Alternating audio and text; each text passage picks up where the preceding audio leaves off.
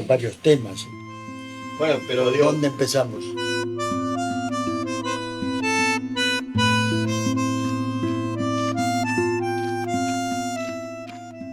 ¿Por dónde comenzar a contar una vida tan rica como la de Ricardo Napuri? Es un dilema, porque su historia personal está llena de acontecimientos, vicisitudes, anécdotas de todo tipo y color que hacen que cualquier línea de espacio-tiempo que se tome para contar su historia derive en los cautivantes caminos que depara su memoria. Llegamos a su departamento del barrio de Almagro, en Buenos Aires, buscando información sobre otro personaje que estábamos investigando para un documental, suponiendo que Ricardo Napuri lo había conocido y nos podía aportar algún testimonio sobre él. Te preguntaba, digamos, que decías el tema de la influencia de Estados Unidos en la represión. También hubo una influencia francesa, ¿no? Nosotros estamos haciendo algo sobre François Chappe, no sé si vos lo has sentido nombrar, si sabés quién era, pero hay, por ejemplo, registros en la presencia francesa, por ejemplo, en la represión en Ezeiza, en la participación con la AAA. ¿Qué tenés de eso? ¿Qué sabés? No, yo no sé, te cuento nada porque no es mi tema, ¿no? No estábamos ante un simple entrevistado, sino ante un hombre que el destino lo llevó a participar de lleno en la vorágine revolucionaria latinoamericana de la segunda mitad del siglo XX. Con la Madre del Che fuimos a Cuba. Le realizamos 2 entrevistas, la primera en abril del 2019 y la segunda en noviembre del 21. En el medio, una pandemia. A partir de las 0 horas de mañana, deberán someterse al aislamiento social preventivo y obligatorio. Esto quiere decir que a partir de ese momento, nadie puede moverse de su residencia. Todos tienen que quedarse en sus casas.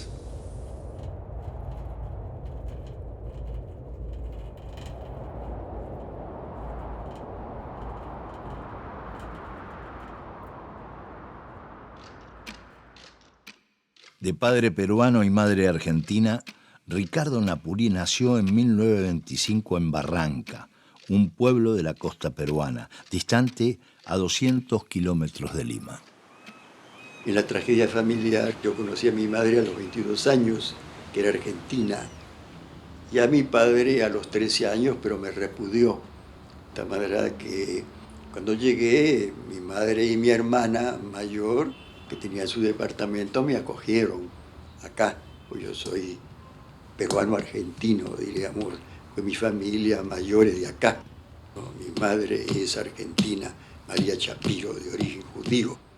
La familia vino desde Ucrania, escapado en Progrón cuando mataron al zar Alejandro II, terminaron en Alemania y de ahí en el barco Bremen vinieron acá a través del Barón de Gish. En su niñez y adolescencia fue obrero agrícola y trabajador en las minas de la Sierra Central del Perú. Luego se hizo aviador militar, más por necesidad económica que por convicción. Yo digo que fui aviador militar por hambre, ¿no? Porque en la época mía de la década del 40, las universidades eran pagas, incluso las estatales. Yo no tenía cómo ingresar a la universidad y entonces ingresé a las Fuerzas Armadas porque me dijeron que era un buen salario, íbamos a ir a Estados Unidos, a Pensacola, a prepararnos y de ahí íbamos a ir a la guerra con Japón. La actitud de un joven que no tenía posición política, quería vivir y ganarse unos centavos. Era atípico, ¿no? Había entrado a las Fuerzas Armadas por otras razones que no son la del espíritu militar y todas esas cosas de la obediencia de vida. Cuando el 3 de octubre de 1948 la izquierda del partido aprista, el partido aprista era el partido de Yair Latorre y de Alan García, un partido tipo peronista, pero más antiguo, de origen nacionalista revolucionario, casi marxista en la década del 20, tenía una izquierda. Esa izquierda se rebeló contra el gobierno y contra la dirección del partido, acusando al partido de haber capitulado de sus principios, diríamos, originales antiimperialistas. Se comprometieron las Fuerzas Armadas, los militares, los cuarteles y sobre todo la Marina, porque el APRA tenía un gran trabajo en las Fuerzas Armadas, un gran trabajo. Pero los militares no acudieron a la cita, pero la Marina sí. Se levantaron los mandos medios, los comandantes para abajo. Toda la flota se levantó. Yo era un joven aviador recién ascendido a teniente, ¿no? A teniente, que en mi base nos llamaron y nos dijeron, bueno, se ha producido esta rebelión, ustedes tienen, éramos 3 de una escuadrilla, ustedes tienen que ir a reconocer los hechos, ¿no? Yo subí a mi avión y reconocí, sorprendentemente en los barcos habían civiles y militares que con pañuelos blancos nos saludaban. Pues los apristas saludaban con pañuelos blancos, porque era una rebelión cívico-militar del APRA, ¿no es así? Bueno, obviamente yo me rodeé porque creí que iban a reprimir, porque la Marina tenía poder de fuego, pero no, saludaban.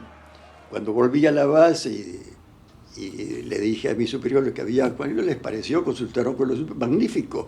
Entonces no necesitamos que vengan los otros, los vamos a sorprender y los vamos a ametrallar.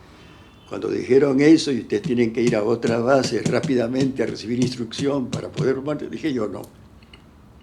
Porque en la memoria histórica del Perú estaba el hecho que un comandante es el único que había bombardeado la rebelión del APRA en 1932, cuando ellos se rebelaron, los apristas.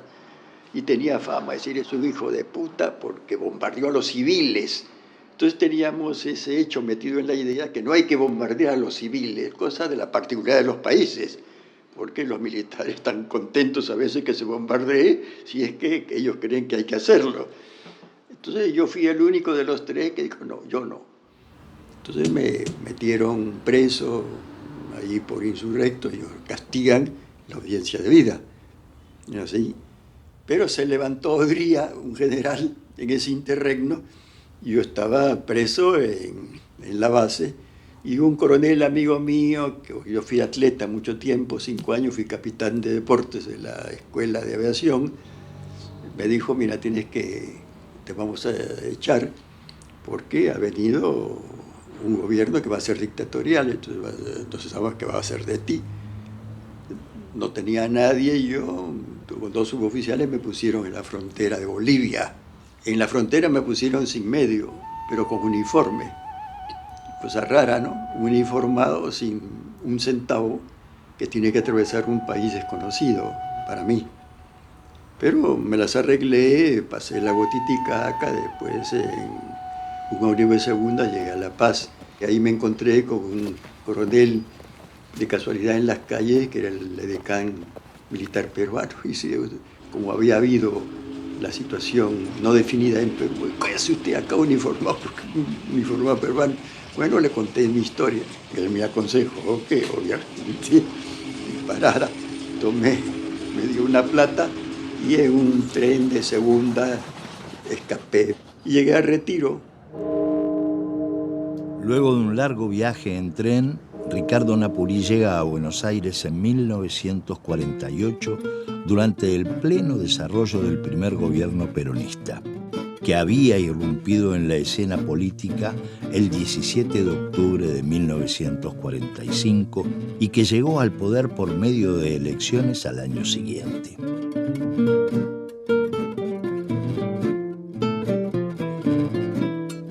El peronismo generará tensiones en un país hegemonizado por los sectores medios y altos que se oponían a su programa social, promotor del desarrollo del mercado interno, la industria nacional y provocando en consecuencia un potente movimiento de ascenso social. Las élites universitarias y académicas opositoras lo calificaban de fascista y desde un comienzo se opusieron al peronismo, argumentando que atentaba contra la autonomía universitaria, pero en realidad lo hacían por razones políticas. Como respuesta, el 22 de noviembre de 1949, Perón decreta la ley de gratuidad universitaria. movida estratégica que posibilitó el ingreso a los claustros de miles de estudiantes de origen humilde. Mi madre y mi hermano, porque yo soy hijo de madre argentina. Una parte de mi familia es argentina, yo soy peruano argentino, ¿no? No solamente por razones familiares, sino también de vida.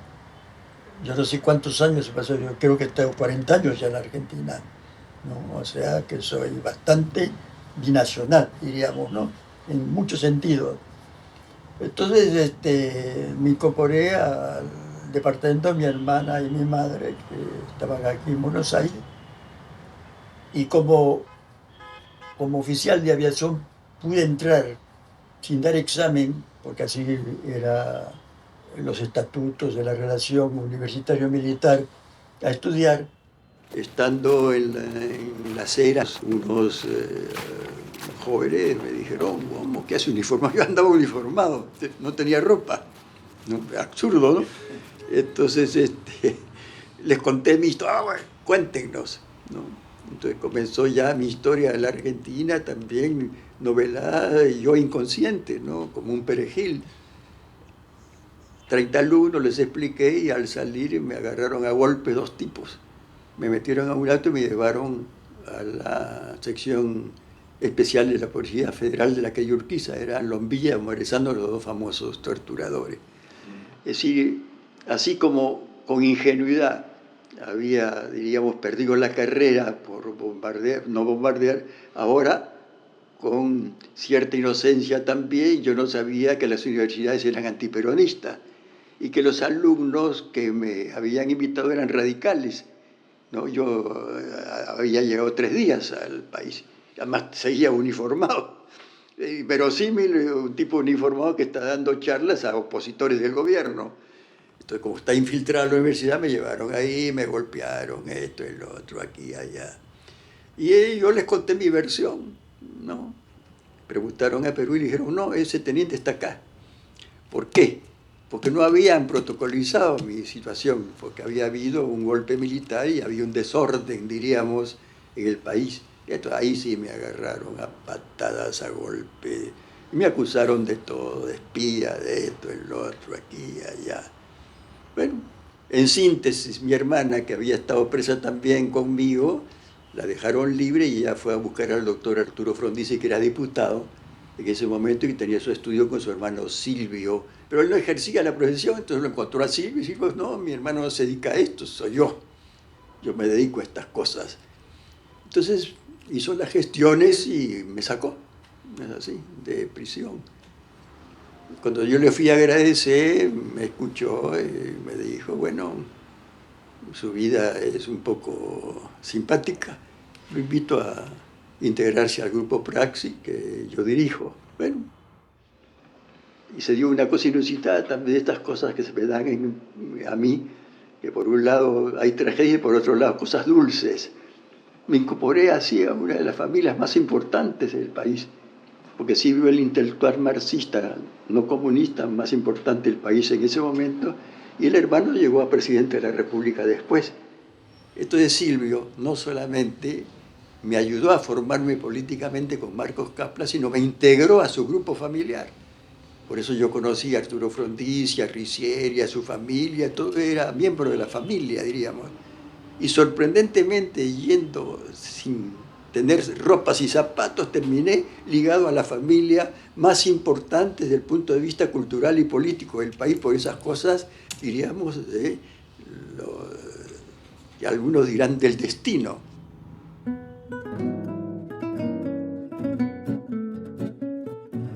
Y me afilié al Partido Comunista y otro compañero más, Enrique Cantore, que en paz descanse.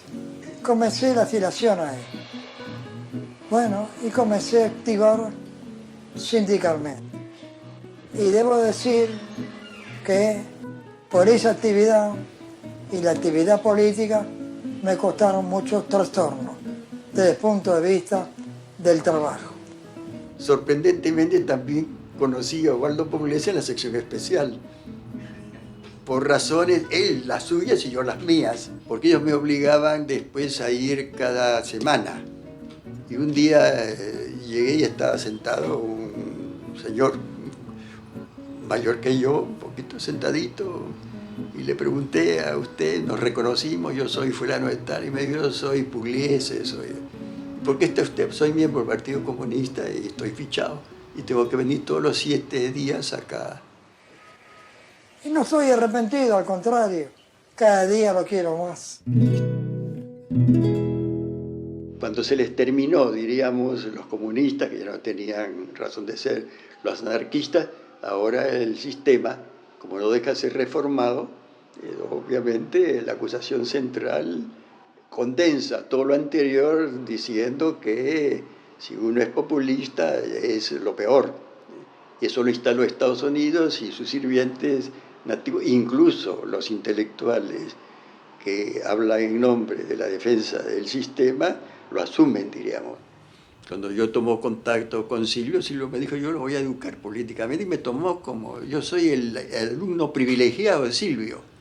El planteo de Silvio era que en la realidad del mundo y de América Latina, obviamente para él había una frustración negativa del estalinismo, las corrientes marxistas y el trotskismo que no se podía ver, no se realizó como su alternativa en la medida que eran pequeños embriones que no realizaron todavía lo que Trotsky esperaba después de la Segunda Guerra Mundial. Y Silvio planteaba, como Ayala Torre lo intentó, diríamos, como nacionalista revolucionario en su momento, que podía haber una síntesis latinoamericana, diríamos, ¿no? Y que Praxis podía ponerse a la cabeza de esa idea de un marxismo, partiendo, entre otros pensadores, de Mariátegui para dar una respuesta no regional, sectaria, sino a partir de la realidad. Por eso él fue duramente acusado por los trotskistas y los estalinistas. Y yo me formé en esa escuela, ¿así? Me compré el lío de la presencia de él, de los comunistas que nos acusaban de trotskistas y los trotskistas que nos acusaban de advenedizos, que nos están quitando el espacio nuestro, ¿no? Me encargué de la formación de centenares de latinoamericanos, venezolanos, bolivianos, peruanos, éramos 30.000. En la Argentina en ese momento el peronismo tenía abiertas las universidades. Habían 30.000 peruanos en las universidades y otros 20.000 de bolivianos. ¿Por qué? Porque las universidades hay acceso libre y costo de vida barato. En los otros países había que dar exámenes y la vida era más cara. De manera que el peronismo se dio una política intencionada de integración latinoamericana en el aspecto cultural, y los otros venían por necesidades subjetivas de la vida. Eran decenas de miles de peruanos, con un centro, una federación y centros por países. Y yo trabajé en ese ambiente. En la Argentina fui dirigente de prensa. Cuando estábamos en Alsina y Gómez Alcorta era el secretario general, yo fui 8 años secretario general de la Comisión Interna de La Razón, del 50 para adelante, cuando pertenecíamos a las 19 organizaciones del Partido Comunista, porque prensa no estaba con las organizaciones peronistas, sino las 19 que después desaparecieron. Entonces hice la experiencia también argentina y fui el dirigente sindical más universal de Praxis, porque Praxis no tenía asentamiento sindical, yo terminé siendo casi único. Y además intervine en todos los procesos, los líos entre las 19 y las 62. Yo conozco a todos los dirigentes peronistas ahí, he recibido los golpes de ellos. Cuando íbamos a los sindicatos, la gente con buena fe nos decía, bien, peronistas, vuelve dentro de 10 años porque déjanos, nosotros somos peronistas. Pero no hubo que esperar 10 años. El 16 de septiembre de 1955, la autodenominada Revolución Libertadora produce un cruento golpe cívico-militar eclesiástico y derroca al gobierno constitucional de Juan Domingo Perón. Clausura el Congreso Nacional, depone a la Corte Suprema de Justicia, a las autoridades provinciales, municipales, universitarias y pone en comisión a todo el Poder Judicial. deroga mediante una proclama militar la Constitución justicialista vigente desde 1949 y restituye la de 1853. En 1956, mientras en la Argentina se producía un fuerte retroceso social y político por la caída del peronismo, en Cuba, con el desembarco de los expedicionarios del yate Granma, se marca el inicio de la lucha en la Sierra Maestra, que derrocó a la dictadura de Fulgencio Batista, dando inicio a la Revolución Cubana. Con el triunfo de la Revolución Cubana se organizan comisiones de solidaridad en varios países latinoamericanos. En Buenos Aires, el comité tenía como principales integrantes a exiliados cubanos, a los padres del Che Guevara, al periodista Jorge Massetti y a Alexis Lattendorf, entre otros militantes de la izquierda argentina. Ricardo Napurí vio la oportunidad que se abría en Cuba para llevar a la práctica las ideas que había aprendido de Silvio Frondizi en Praxis. Lattendorf formaba un comité de apoyo, entonces me fui y me integré a ese comité donde estaba la madre del Che. Estamos hablando del 56. Les comunico que el 56 no existían los cubanos, y si alguien le dijera que esos habían ido en el Granma, todo el mundo, derecha, centro, izquierda, decía aventureros, Fidel Castro es un agente, es decir, montones de barbaridades. Pero estaba la madre del Che ahí, y estaba la sensibilidad particular porque yo nunca fui dogmático ni sectario en ese sentido. Y yo dije simplemente, si estos se tiran contra Batista, no deben ser iguales a ellos, así, son diferentes. Porque ellos pasaron un año sin definirse, no porque quisieran, porque no sabían a dónde iban, que es diferente. Por eso cuando vino Fidel Castro acá hablaba como los socialistas de derecha. El ELN eran barbudos, la contradicción. Habían echado a un dictador, pero hablaban como hombre del sistema, cuando vino acá, ¿no? El 59. Bueno, ¿qué pasó? Camilo Cienfuegos, que se amaba con el Che, cuando llegó al campamento de La Habana encontró aviones porque Batista huyó. Y entonces fletó un avión para darle la sorpresa a su amigo el Che para que viviera su familia. Y apareció un avión cubano acá. Obvio, si la madre iba, yo iba también porque era parte del equipo, eso es todo. Y llegamos a La Habana. Llegamos a La Habana el 9 de enero, un día después que ellos ingresaron a La Habana. Entró Fidel porque el Che no ingresó con él, estaba en la fortaleza. Y al día siguiente, esa es la foto, como los alojaron en La Habana a Hilton, y con la madre y todo, el Che venía cada rato y yo le dije a la madre, dile que yo quiero comprometerme en algo. Yo creía que como de prensa yo iba a hacer un poco de propaganda política, ¿no? Algo por el estilo. Entonces el Che en esta reunión me dijo, bueno, ¿quién eres? Yo le dije quién era.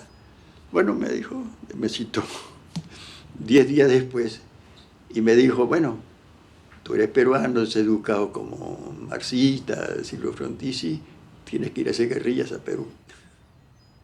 Yo, es como la orden de bombardear, ¿no? Guerrillas a Perú. Yo tengo una caracterización muy fina del Che, a favor de él, pero real, que discrepa con las biografías, porque los biógrafos buscan la estadística, yo no, yo tengo la virtud de haberlo conocido en la transición y entonces lo he pensado al Che con buena leche. Yo no tengo una visión dogmática de los marxistas que reniegan de ellos diciendo son pequeños burgueses, que no, esa es una mierda. A la gente hay que tomarla por la realidad de lo que hicieron y cómo avanzaron. Tú no les puedes pedir a la gente que haga lo que tú quieres, diciendo yo voy a hacer una revolución pura dentro de 100 años. Váyase a la mierda. Yo dije hay que caminar con lo que hay y vamos a ver qué sale. Bueno, yo ya estaba en condiciones de evaluar. Entonces, ¿qué opté yo? Por un método que lo he empleado toda mi vida en las corrientes marxistas en que he sido, diríamos, parte. yo voy con dudas. No asumo el capital de cada organización, sino en forma crítica. Entonces, cuando el Che me dijo, ¿te vas? Le dije, bueno, críticamente, yo tengo formación marxista, tú lo sabes, yo soy en cierta forma leninista, trotskista, pero quiero hacer la experiencia, porque no voy a esperar que venga una revolución de octubre, como dicen algunos, porque me voy a volver 100 veces viejo. Entonces voy a hacer la experiencia, porque si a ustedes les ha ido bien y están en camino a expropiar el capital, yo voy a ver si en Perú es posible. Así fue mi compromiso. Y me mandó, y además me adocenó lo que ustedes saben, que me dijo: Hilda Gadea, ya está la cosa personal, que es mi mujer, está allá, y por favor dile que no venga porque tengo otra mujer. Entonces yo le dije, no jodas, ¿por qué no le llamas por teléfono? Y me dijo a mí, no, yo no quiero, pues hagan un teléfono y dile, porque Hilda decía mi marido, y ya tenía embarazada a Leida Marcel acá. Entonces no me dijo, anda, y me firmó un coso. Y adicional, yo fui como un gil a decirle que no viniera, que no voy, me dijo, ya tengo listo para irme, que me lo diga a mí. Y me metió en un lío personal, que es universal, porque todo el mundo reconoce que fue cierto así, ¿me entiendes, Juan? El Che va a Cuba en su segundo viaje hacia Caracas, cuando ya se había producido la revolución de 1952. Esa revolución tuvo un carácter especial, porque fueron los mineros, o sus aliados, los que derrotaron a las brigadas del ejército en las calles. El Che pasa cuando no era el Che, sino el joven Ernesto Guevara, es muy importante, por el joven Ernesto Guevara, despolitizado, él no asumió ninguna posición política en la Argentina, fue universitario y no tomó posición, él mismo lo dice, no lo digo yo, de tal manera que eso va a hablar después a su favor, porque el Che es otro Guevara, no es este. Ver cómo del joven Guevara pasa a ser el Che Guevara y después mito, ya es una cosa de la historia, como se da en la realidad, ¿no? Que parece realismo mágico glosando a García Márquez, ¿no? Pero él pasa como el joven Ernesto, inquieto, muy culto, porque por su enfermedad, porque es un inválido por su asma, de los 4 años, leía mucho, entonces era casi un fabulador, pues. Leía, entonces tenía lógicamente una imagen del mundo imaginativo. Entonces él cuenta sinceramente en su crónica de los viajes cómo le impresiona lo que para todo el mundo era normal, la pobreza, la miseria, ¿no? Es decir, pero a él le impresiona porque él había visto un mundo de enfermo. Y entonces él ve a los obreros en las calles, los mineros armados, y no les da la importancia, ¿no? Él lo da como un espectáculo positivo, pero no saca conclusiones de ese hecho. Los narra positivamente, que bien, porque tenía ya ideas, diríamos, de crítica a la realidad, al sistema embrionaria. Cuando yo me di cuenta que ellos no tenían una formación ideológica, todavía ellos no tenían el compromiso con la URSS y todavía no tenían el compromiso con el Partido Socialista Popular, que era el Partido Comunista que había apoyado a Batista. En realidad, el 26 de julio se había formado discrepando con el Partido Comunista, que, como ustedes saben, tuvo 2 ministros en el gobierno de Batista, porque ellos, por los acuerdos que Yalta y Potsdam, apoyaron a cualquier gobierno burgués, aunque fueran dictaduras, porque el Che no sabía nada de la historia de la URSS.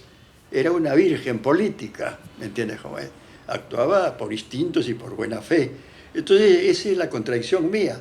Me estaba comprometiendo políticamente con alguien que no tenía, diríamos, desarrollados fundamentos particulares de qué querían con la exportación de la revolución, salvo, diríamos, haberle frente al imperialismo, y yo, sin embargo, me sentía más logrado. Entonces, ¿qué hice? Le dije al Che, hay que traer a Silvio Frondizi, para que Silvio ayude acá a la formación ideológica, a darle un sentido en la medida que yo creía que Silvio estaba capacitado para eso. Entonces, cuento también cómo en el 59 le di la batalla a él, como prueba también de esa formación tardía del Che, porque cuando le dije, venga, si es trotskista, me dijo, ¿no? Entonces yo le dije, ¿y qué cosa para ti ser trotskista? Ah, una mala cosa, me dijo. ¿Cómo mala cosa? Es decir, un hombre que estaba en la historia te decía que un personaje como Trotsky era una hierba mala, ¿me entiendes? Esto le dio vergüenza, diríamos, porque él me dijo, sí, los comunistas guatemaltecos me dijeron que era un traidor a la revolución. No sabía nada, nada de nada. Pero un hombre capaz, limpio, capaz de aprender y capaz de encontrarse a sí mismo, porque tenía virtudes que otros no tenían. Entonces me escuchó, entonces me dijo, bueno, tráeme algo de Trotsky. Yo fui a La Habana Vieja y encontré por qué la literatura de izquierda reapareció después, obviamente porque no podía ver con Batista. Y le conseguí una revolución permanente. A los 15 días me llama a su oficina y me dice, oye, este Trotsky tiene razón, como chico, ¿no? Le había gustado la idea de la revolución permanente, es decir, el salto cualitativo de la revolución nacional a la internacional, es decir, como era inteligente, pero ¿qué hemos hecho nosotros? Me dijo así. Pero el Che, que no conocía todas esas cosas, aunque iba aprendiendo y además era un lector furioso, capaz de leer 20 libros en un mes, así, medio genial, que venga Silvio. Cuando yo fui a Silvio y le dije, lo invité yo, y le expliqué, no, me vuelvo, me dijo Silvio. ¿Qué cosa, pequeño burgués? Porque creía, porque en los diarios salían que los grandes invitantes, Fidel y el Che, los recibían con pomos, cantos, y lo recibí yo solo, a Silvio. Entonces me dijo, usted quiere señalar mi destino, me dijo. Yo no le autoricé a usted que marque mi vida, me dijo. Bueno, ya estoy hasta, sea turista usted, le dije, Silvio. Ve al Che y dígale lo que me está diciendo a mí. Entonces al día siguiente recibió y los dos se enamoraron, porque el Che lo vio a Silvio, que era un intelectual con la peluca hasta acá, con los anteojos, ¿no? Pero era sensible, ¿no? Él, un personaje contradictorio, sensible, y el Che se miraron y se abrazaron así con ternura, ¿no? Entonces Silvio se hizo inmediatamente hincha, diríamos, escribió un folleto, después se paseó por La Habana y todo. Pero el compromiso con el Che era que se quedara él. Es decir, el compromiso mío con el Che era que él se quedara para que Silvio fuera una especie de asesor ideológico con la idea de que presida la Universidad de La Habana y todo el aspecto cultural, porque las universidades eran hostiles todavía sobre pretexto de la reforma universitaria y la autonomía. O sea que le preparábamos a Silvio cosas importantes, ¿me entiendes? Que fue de sorpresa, dijo, no, yo no. Y lo único que se comprometió es a formar una editorial por cuenta de Cuba y abrió una oficina en Montevideo para, con patrocinio de Cuba, hacer una editorial y el compromiso político, diríamos, de ser si no castrista, por lo menos apologista de la Revolución Cubana. Y en Cuba tuvimos discusiones con el Che, con Silvio y también con William Cook y Alicia Guren, porque lo queríamos convencer al Che de que él viniera a la Argentina. Pero el Che tenía, ahí viene también lo otro, él ya estaba formado en el sentido de que él creía que el método con que ellos triunfaron en Cuba podía universalizarse en América Latina con ciertos correctivos. Cuando lo veo al Che y asumo el compromiso, yo le digo, sí, yo voy a Perú, pero te digo dos cosas. Es una aventura personal para mí porque yo no tengo historia política en Perú, es así como militar. Y nadie sabía que yo tuviera una historia. Yo tenía una historia política en la Argentina, pero cero, una historia social o política en Perú. En el fondo nadie me conocía, ¿así? Entonces, ¿qué quiere? ¿Como paracaídas yo voy a hacer? No, yo tengo que ir a ver quién es capaz de comprometerse con Cuba. Y el Che me anda tú, ¿no es así? Nosotros te damos todas las cosas como si fuera un paracaidista. Entonces, efectivamente, yo fui a buscar organizaciones que se pudieran comprometer con Cuba, que es otro capítulo, diríamos, y dudando fui a Perú, pero comprometido. Comprometido es que ellos te dan todo lo que pidieras. Plata, armas y cualquier otra cosa más. ¿Entiendes? No era cuento de niños.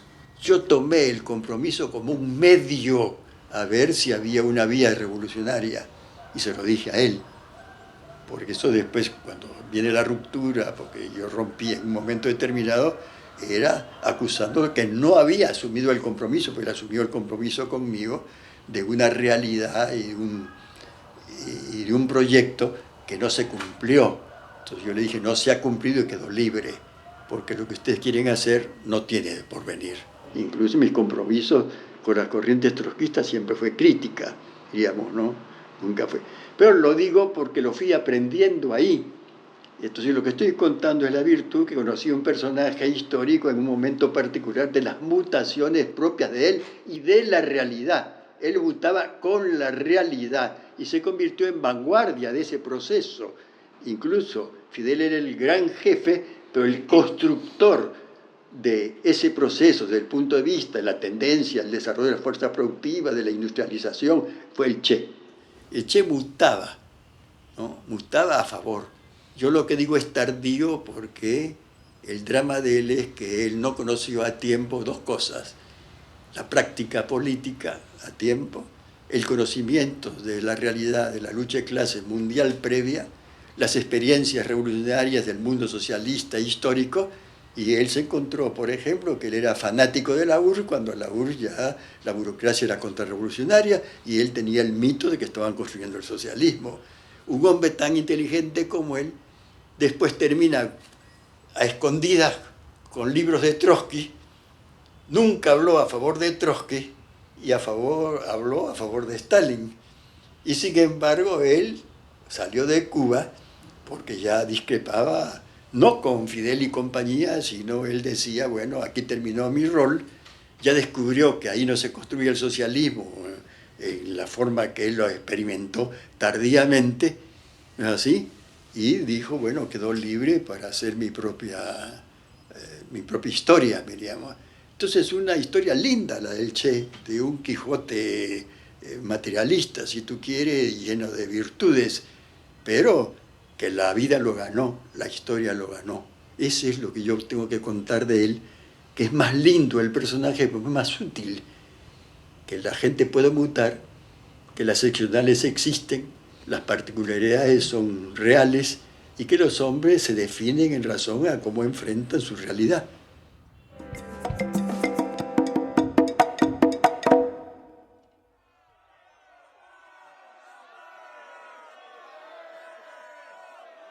Ricardo acepta el desafío del Che de que si se consideraba un verdadero revolucionario, tenía la oportunidad de demostrarlo yendo a Perú a indagar qué organizaciones y dirigentes de izquierda apoyaban a Cuba, pero a la vez estuvieran dispuestos a asumir el compromiso de la urgente lucha contra el imperialismo y sus agentes nativos, junto a la necesidad de luchar por la emancipación social y nacional de los países latinoamericanos.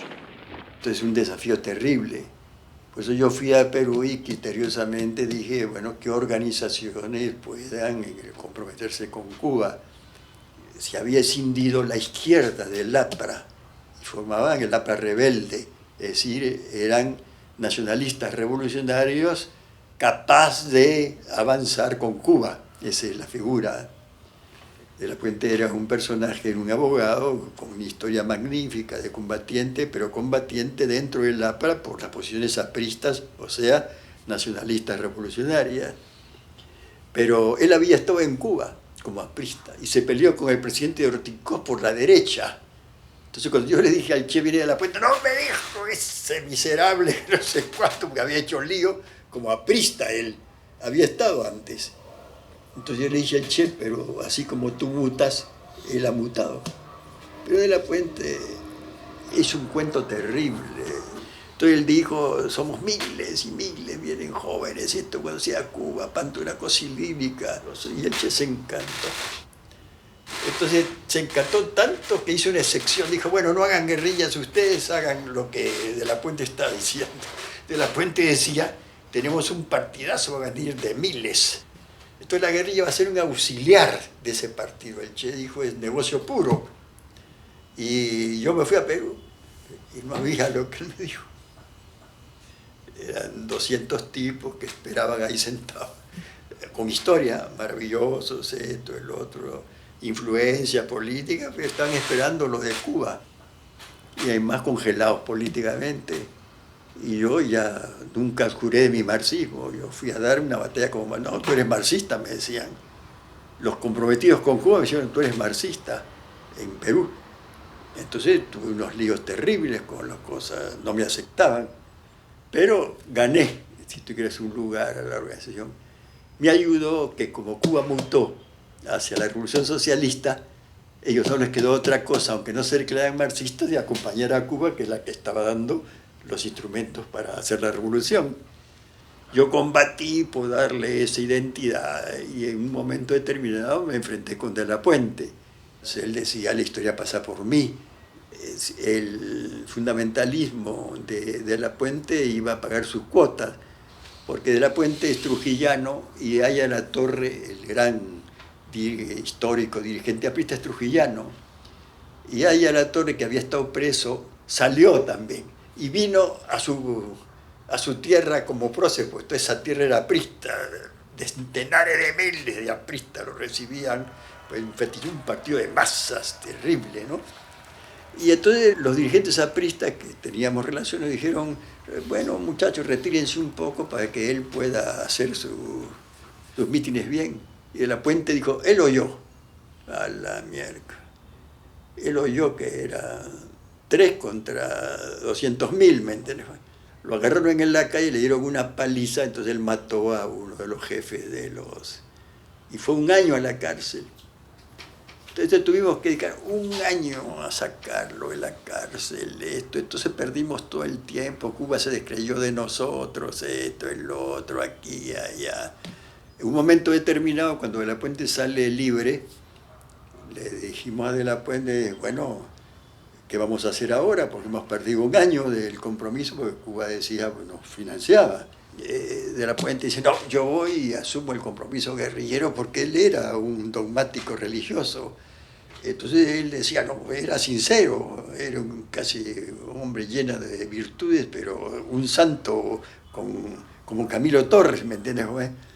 ¿No? Capaz de inmolarse también, ¿no?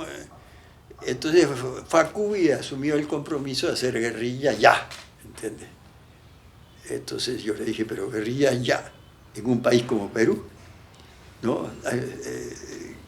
Porque en Perú la clase obrera existía, era combativa, el campesinado tenía tradiciones comunitarias.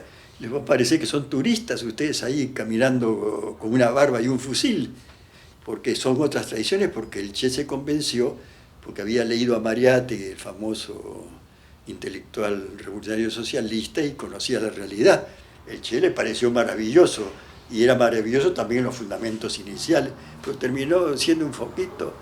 Lo invirtieron una guerrillita de 20 tipos acá, 20 acá, y murieron sin pena ni gloria en 2 minutos. Incluso él terminó en tragedia, ¿me entiendes?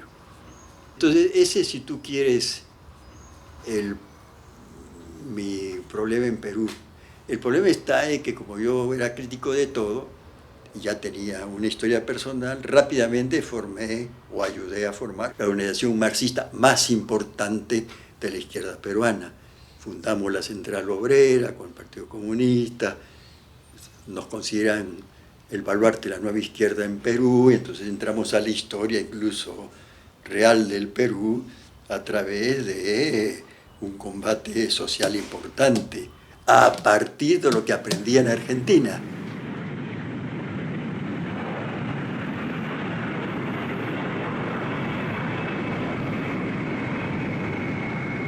A fines de los años 60, la Guerra Fría estaba en su apogeo.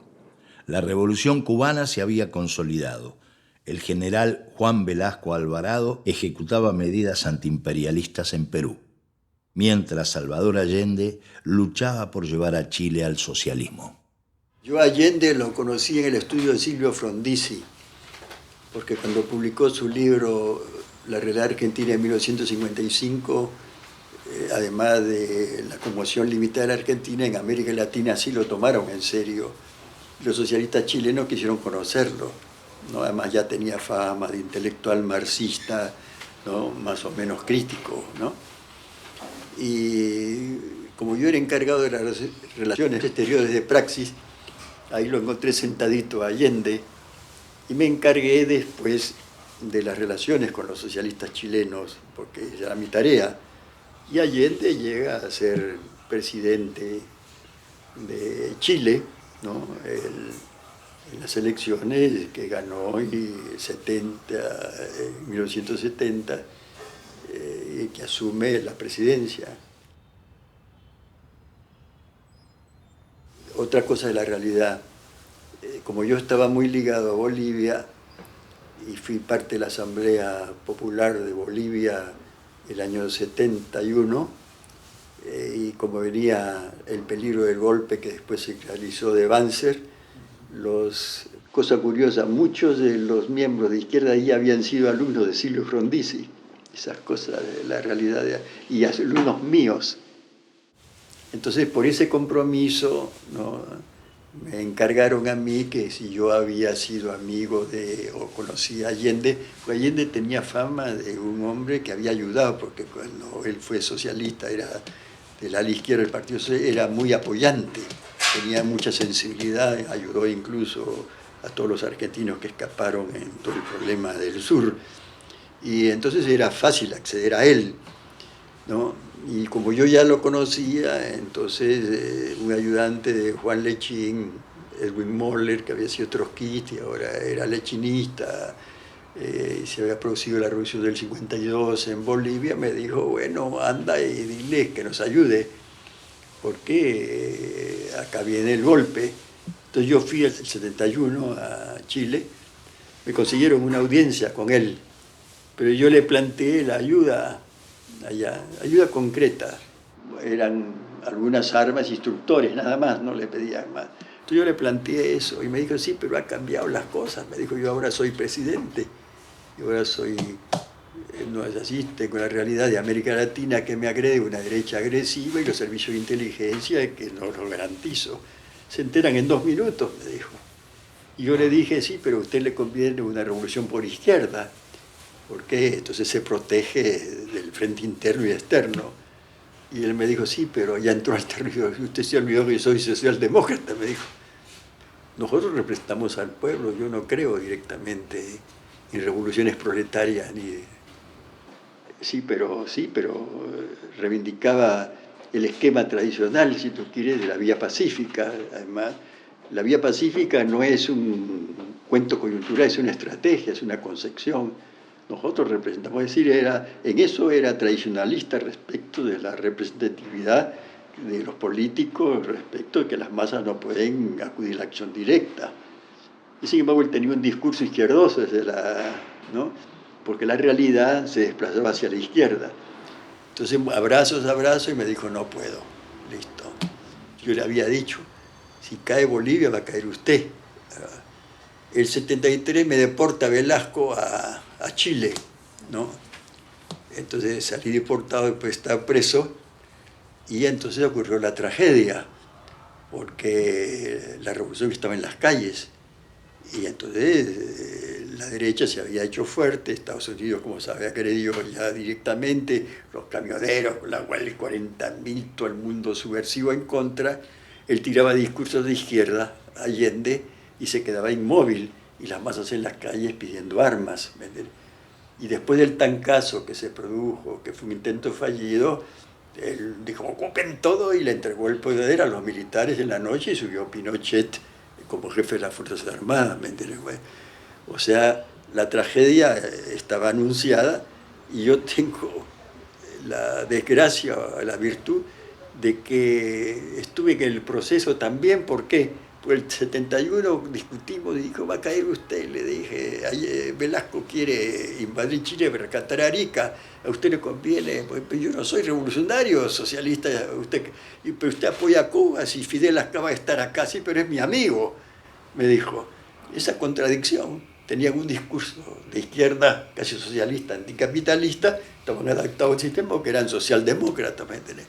Entonces la revolución pasaba en las calles, digamos, las masas hacían lo suyo y la dirección obviamente se escindió. Él se pegó al Partido Comunista, el Partido Comunista lógicamente dijo hay que transar con la democracia cristiana, cuando ya la democracia cristiana había pactado el golpe militar, ¿me entiendes? Tardíamente.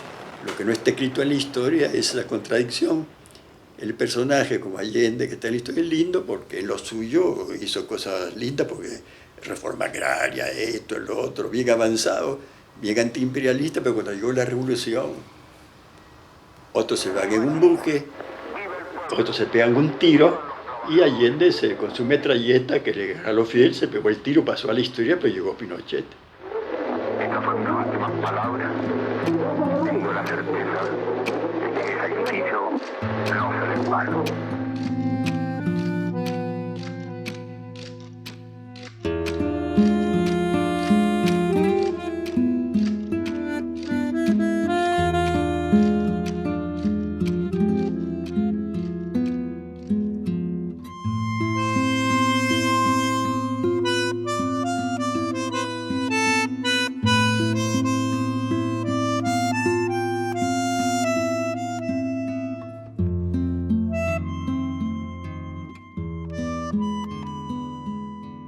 El 23 de septiembre de 1973, Juan Domingo Perón, junto a su esposa María Estela Martínez, como compañera de fórmula, ganó las elecciones con más del 62% de los votos, asumiendo por tercera vez la presidencia de la República Argentina.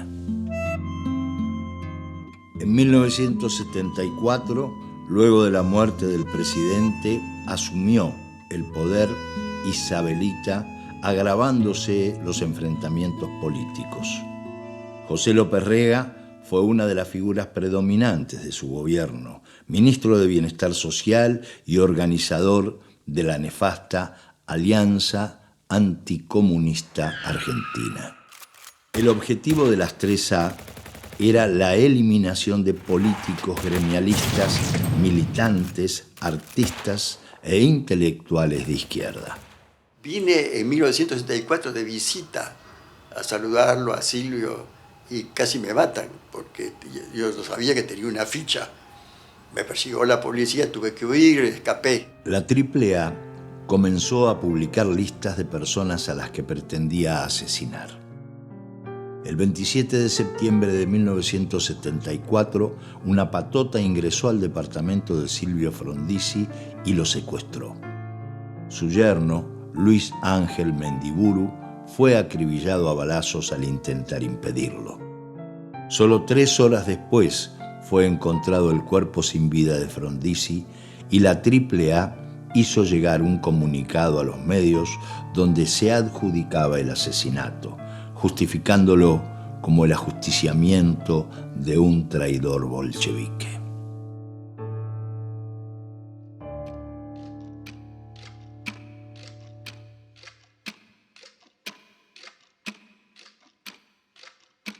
En Perú, el 68, brevemente, hubo un golpe militar contra el presidente Belaúnde Terry.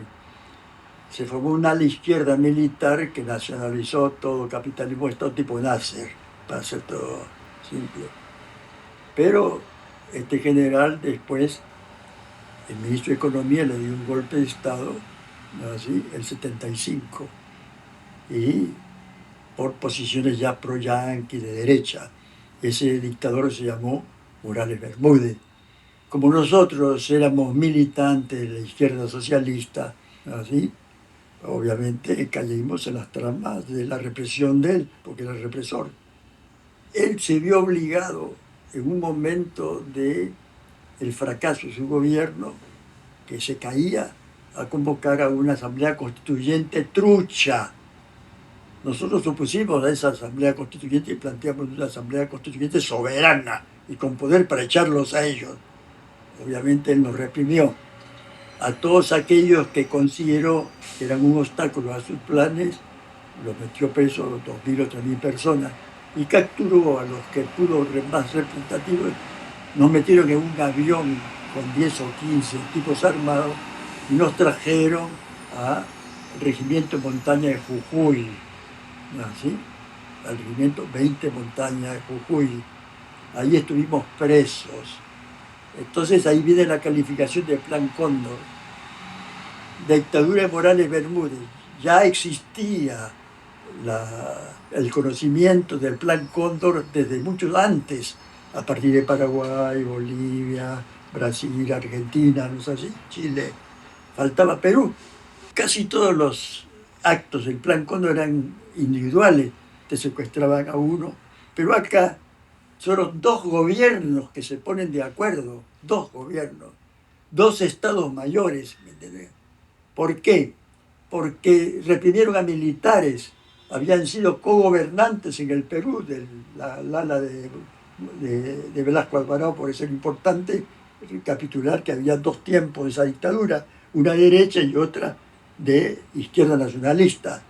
Como vinieron 2 generales y un periodista, Baela, que era representante del periodismo alemán, entonces los tipos no podían hacer cualquier cosa con nosotros. Y además vinimos en la época del inicio del Campeonato Mundial de Fútbol. Todas esas cosas se juntaron, ¿no? El gobierno de Suecia amenazó con retirar su embajada porque se hizo una campaña internacional a favor nuestro. Se conoció porque ellos, fue una comisión del Ministerio de Guerra, de esto, a convencernos a nosotros que aceptáramos ir a Ushuaia ahí mientras pasaba el Mundial de Fútbol. No, dijimos, nosotros no hemos venido acá como voluntarios, acá nos han traído 2 dictaduras, nos negamos. Al negarnos nos trajeron a los sótanos de la Policía Federal en Moreno. Estuvimos un tiempo presos ahí, por supuesto, trataron de torturarnos, esto, lo otro, aquí, todas las cosas para ablandarnos, pero comenzó el Campeonato Mundial de Fútbol, las Naciones Unidas y no sé quién más se preocupó, y subrepticiamente ellos nos volvieron a exiliar. Tuvimos 1 mes y medio nada más. Éramos 12 en general. Los generales tuvieron, y los periodistas tuvieron un estatus especial, porque incluso ellos habían sido compañeros de Macera en cursos estos de Estados Unidos, no sé cuánto. Por eso es que nos salvó la cobertura por derecha, porque si no hubiera la cobertura de los generales y periodistas de derecha, a nosotros nos hubiera ido mal. Pero de todas maneras se conoció el hecho y comenzó el Campeonato Mundial de Fútbol. Por eso es que subrepticiamente nos expulsaron. Ahora, ¿por qué está olvidado eso? Porque no nos mataron. Porque yo después, cuando he ido a los organismos de derechos humanos acá a decirle, oye, el caso nuestro, pónganlo como simbólico. La desgracia de ustedes es que no los mataron. Dice, pues nosotros nos encargamos de los que mueren. Pero como ustedes están vivos, y no estaban acá, entonces no le dieron pelota. Y ese es un lindo caso para demostrar directamente no solo que Perú, pues ya lo metieron a Perú, en el Plan Cóndor, pero el nuestro pero es olvidado el caso, porque este caso sería probatorio, ¿no?, de la magnitud del Plan Cóndor, y creo que Perú era parte real, al más alto nivel. Perú, 1978. En medio de una crisis política y social, la dictadura de Morales Bermúdez convoca a una asamblea constituyente. Nosotros éramos candidatos a la asamblea constituyente, que en Perú habíamos formado el FOSET, Frente Obrero Campesino Estudiante Popular, que obtuvo, aunque no se crea, el 21% de votos en la asamblea constituyente. Una organización catalogada subversiva, trotskista, marxista, por primera vez. Pero lo original es eso que vale la pena.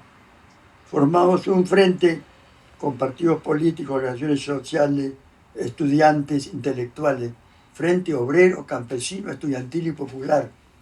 Es uno de los ejemplos que se dan en la lectura de izquierda de uno de los primeros frentes exitosos que hubieron en América Latina. Además exitosos porque nos fue bien. Tenemos 30 representantes de la Asamblea Constituyente de izquierda.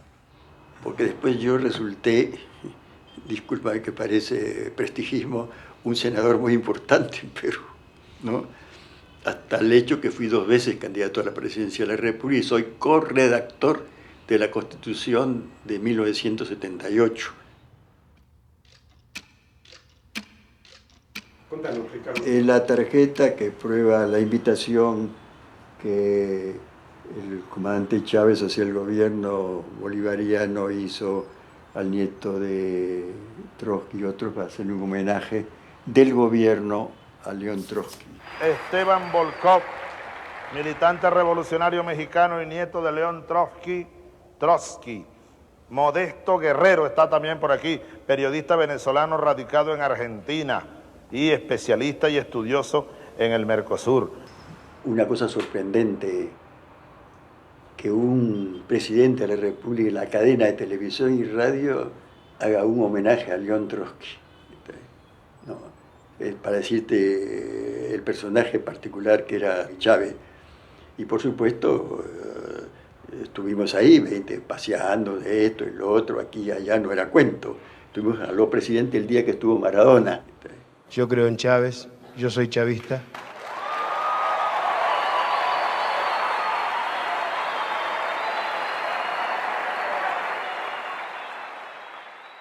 Esas reuniones semanales que hacía y que la prensa mundial denota como una payasada, que bailan y que cantan, él pasaba recuento de todo lo que ocurría en el país en 7 días, a través de todo el sistema, esta carretera aquí y allá. Napurí, ¿qué nos dice Ricardo Napurí, peruano, militar, periodista del movimiento guerrillero de América Latina? Estuvo con el Che Guevara. Ricardo, vamos a darle ese aplauso, honrados estamos.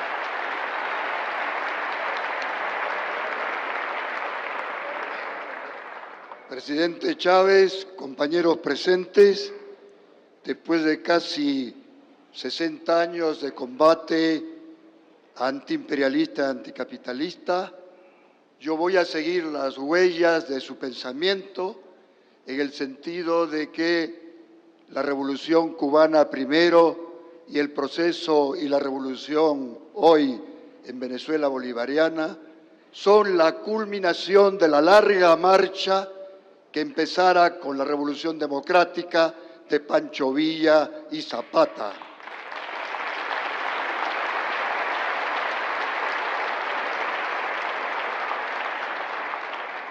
En América Latina tenemos todas las fuentes de aprendizaje posible. Los trabajadores, los jóvenes, las mujeres han dejado una huella importante y fundamental. Yo coincido también con usted con la idea de que el imperialismo intenta recolonizarlos. No solamente quiere el petróleo venezolano, sino quiere la Amazonía.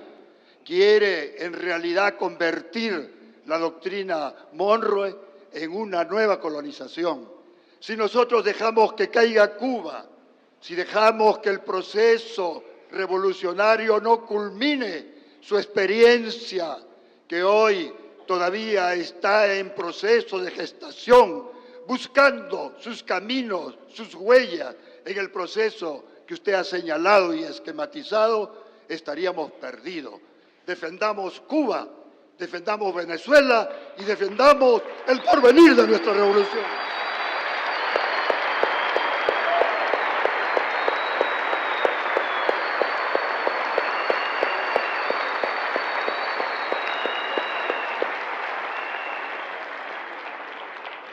Napurí, Ricardo Napurí, un interesante, además de una arenga apasionada que nos llega al alma.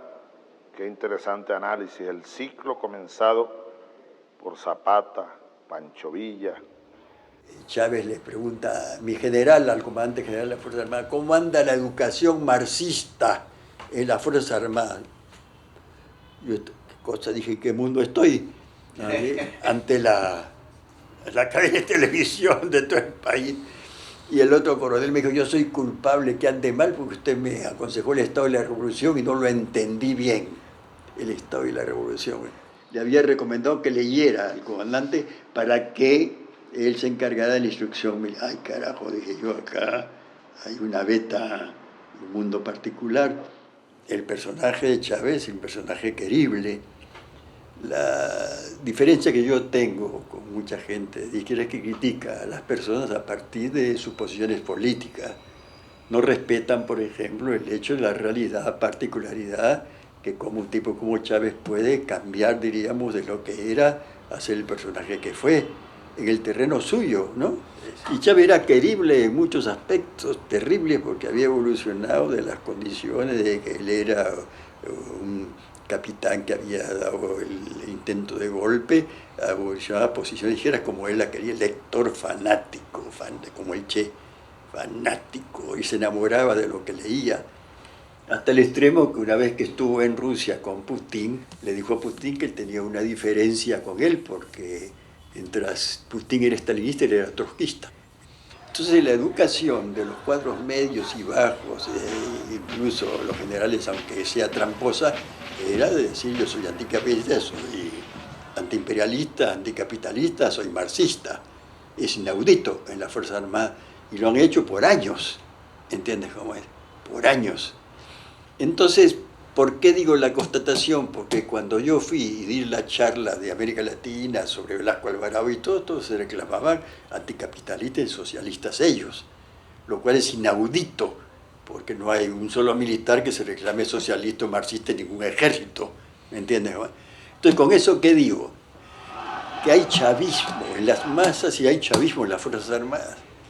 Y se ha producido la conjunción, porque las Fuerzas Armadas que no capitulan hasta ahora es porque tienen una educación de los cuadros medios y bajos que se reclaman chavistas, ¿me entiendes, joven? No pongo las manos por los generales y todo, pero los generales y todo y los coroneles están presionados por el chavismo, si tú quieres, de los estados, Tan es así que si ustedes ven cuando el presidente Maduro y otros recorren las Fuerzas Armadas, se van y hablan a las bases y a los oficiales, porque ellos son los chavistas, a los que militamos él, nos cuesta un trabajo ganar 10 tipos para una posición, y ahí, carajo, Chávez estableció a su estilo la idea del socialismo ante las masas, y hay un 40% de la población que hasta este momento resiste como chavista, aunque se muera de hambre. La conjunción de ese chavismo, esa es la vanguardia social de América Latina.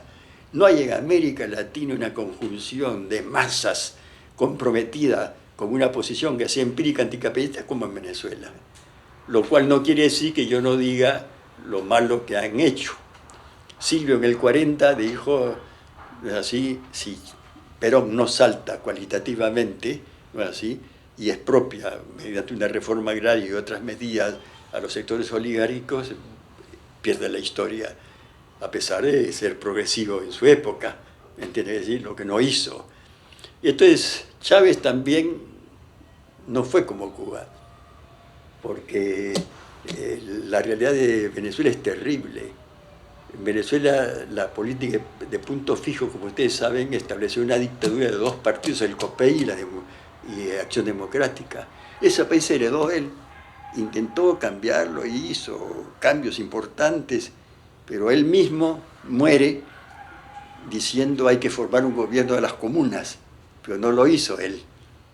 Y ese gobierno de las comunas no se hizo. Yo creí que con la Asamblea Constituyente ellos iban a llamar a la formación, como Chávez pedía, de las comunas para traspasar el poder a la organización comunal y a todos los servicios para cambiar, pero no se han atrevido hasta este momento. Lo que hay en Venezuela en este momento es la cuestión nacional, es el imperialismo que los agrede porque quiere el petróleo, como invadieron Irak con el invento que tenían bombas atómicas o de destrucción masiva, y en Venezuela inventan, diríamos, que es un gobierno dictatorial, a pesar que ha habido elecciones múltiples y todo el mundo, hasta que el presidente norteamericano lo reconoció, para decir que es un Estado fallido, o sea, acusado de cualquier cosa, populista, traficante de drogas, dictadura y no sé cuánto, como hacen las campañas, se lo hicieron a Armes, se lo hicieron a Allende, y se lo hacen a todo el que quieren derribar ellos. Es decir, con esto quiero decir que hay una realidad y una descomposición del sistema, pero ahora lo que se trata directamente es la cuestión nacional, es o el imperialismo o la nación oprimida, esa es la figura, a eso ha devenido. Y él resiste hasta ahora. Lo que sufren las masas en Venezuela es terrible. Y sin embargo, ¿qué lo sostiene? El chavismo.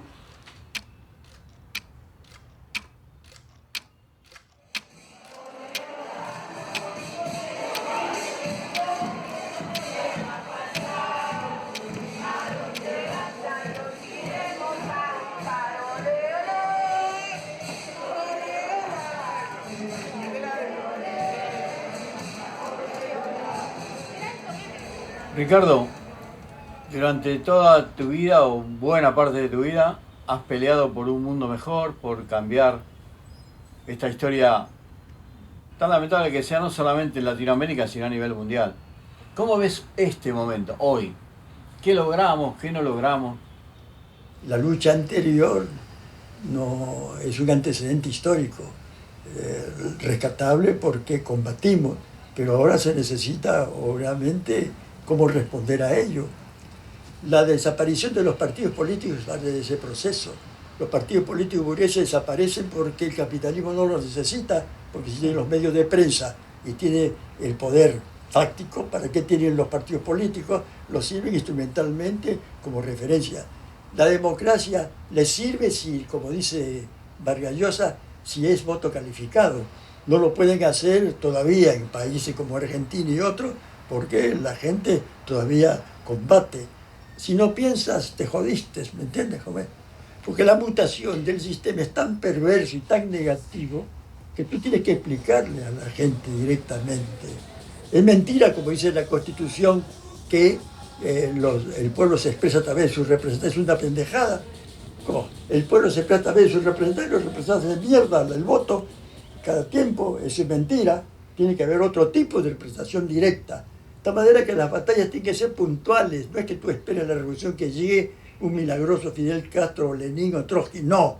Tiene que ser todos los días, en el sentido de hacerle comprender a la gente, a pesar de tu propia comprensión, en qué mundo de mierda vives, ¿no es así? Y cómo el sistema se defiende y cómo hay mediaciones entre el derecho de la gente a expresarse directamente y los que dicen sus representantes que tienen un límite, porque ellos defienden el capitalismo por izquierda. Si el capitalismo puede ser reformado y humanizado, que lo prueben. Eso no existe. El capitalismo nunca fue, diríamos, si tú quieres, humano. Cuando salieron del feudalismo trabajaban 20 horas por día o no. Después se han hecho ricos porque colonizaron al mundo.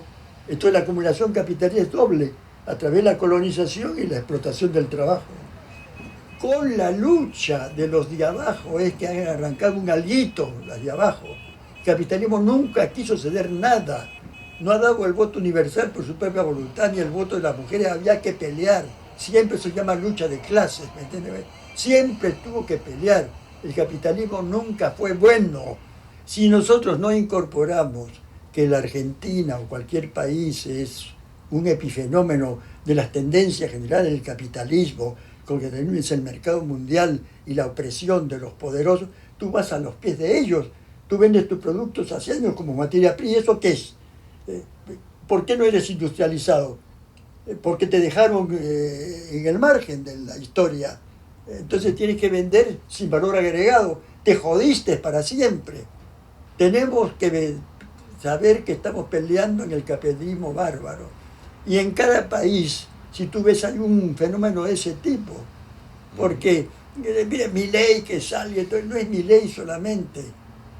40% de la gente vota por la derecha con Macri o Milei. 40%. 40% de gente que no son capitalistas orgánicos. O sea que el capitalismo te ha jodido la cabeza de la gente. No solamente te explota, sino te pudre la cabeza. 40% de votos adictos o cautivos es Y en Francia el 40% de los obreros comunistas son los votantes de la Le Pen. ¿Qué quieres que te diga? Han jodido la cabeza de la gente, porque ya no solamente te explota el capitalismo, sino te joden en todos los terrenos. Ellos todo el día te joden la cabeza, desde que eres niño hasta el final. Y tú vives en ese mundo. Esa manera de cada uno de nosotros tiene que ubicarse como un soldado, que no es directamente que salga a tirar un tiro, sino tiene que saber directamente qué mundo vive para ayudarse a sí mismo, para ser un peón de la lucha, para hacer moléculas por todos lados y estar atento para ver dónde el río comienza a desbordarse, para ver cómo ayudas. Hoy está en peligro la naturaleza humana y está en peligro la naturaleza, ¿o no? No son palabritas. Puede desaparecer el capitalismo, lleva a desaparecer a la naturaleza, pero también a la raza humana. Y en ese tiempo vivimos, tiempo largo y jodido. ¿Qué quieres que te diga? Pensar, pensar y pensar. Pensar críticamente, porque actuar no hay problema. Tienes que actuar, incluso rebelando, como lo hacen los movimientos sociales, como lo hacen en Chile, en Colombia, en Perú, en todos lados. Eso está garantizado, pero no basta eso. Tiene que haber un salto cualitativo. Si las rebeldías no crean poder social, y el poder social es político, para tirarse a un gobierno conservador, te quedas a medio camino. También es una etapa de un intermedio largo, difícil, donde las demandas son extraordinarias. Quienes se consideren pensadores, vanguardia social, combatientes sociales, tienen una dimensión de responsabilidad mayor en cualquier momento. Y ahora hay que combinar pensamiento crítico muy activo con el compromiso de actuar para ayudar a los de abajo a que mueran menos, los maten menos, los opriman menos, y la convicción de que ellos deben crear la forma, ellos. Los intermediarios hay que irlos dejando en el camino, cumplen sus funciones, ya la historia los puso en su lugar.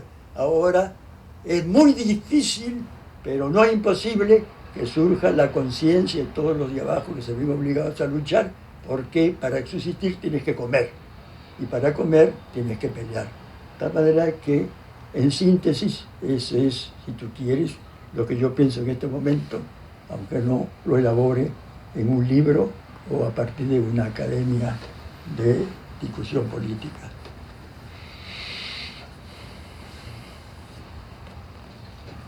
¿Suficiente?